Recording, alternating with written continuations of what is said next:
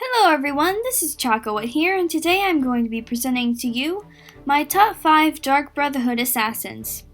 This list was suggested to me by Prison Gaming, so thanks for watching my videos, dude. Up at number 5, I have chosen Vicente Valtieri. He was a Breton assassin that lived in the Shadenhall Sanctuary in Cyrodiil. Long before he joined the Brotherhood, he was a cartographer residing in Daggerfall.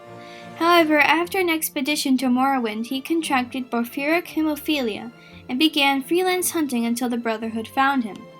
He was a member of the Dark Brotherhood for 200 years until sadly he was killed during the Oblivion Crisis at the time of the purification of the Shadenhall Sanctuary. 4. Babette. She is a 300-year-old Breton vampire that was inflicted with sanguine vampirus at the age of 10, causing her to remain in her child body.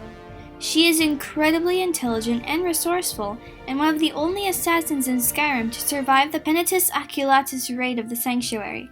Because of her innocent form, it is much easier for her to perform assassinations by luring her targets into solitude and fatally feeding on them. Because of her age, it is more than likely she was alive during the Oblivion Crisis. 3. Cicero. He is an Imperial assassin who was extraordinarily skilled in Cyrodiil. However, as his fellow Dark brothers and sisters were systematically killed, he began to obsess over his last kill, a jester. The last remaining assassins assigned Cicero the sacred position of Keeper, and he was locked away with the Night Mother in the city of Bravil until he came into contact with Astrid in Skyrim and was able to transport the Night Mother's body to another sanctuary. The Night Mother cares deeply for Cicero, and granted him his laughter as a way to cope with the fact that he will never be the listener, yet he still talks to her affectionately. 2. Severa Magia. She was an Imperial assassin in Vardenfell and the Night Mother of her guild. She was an incredibly talented fighter who had possessed artifacts of the Daedric Prince Sanguine, which were stolen from her rival guild, the Morag Tong. She lived in the ruins of Ald Sotha and was guarded by guild members in Daedra until she was executed by a master assassin of the Morag Tong. And for number 1, I have chosen Lucien Lachance. He was an Imperial assassin during the Oblivion Crisis who was the speaker for the Black Hand, and probably one of the most talented, dedicated, and influential assassins ever to be initiated into the Dark Brotherhood.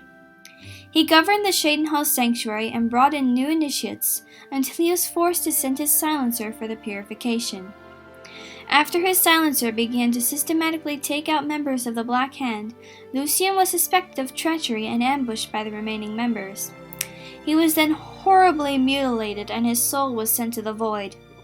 Years later, he was summoned to walk Tamriel again by a new listener for the Dark Brotherhood in Skyrim to continue work as an assassin. I hope you've enjoyed my list and found it helpful, and remember to like and subscribe. Bye!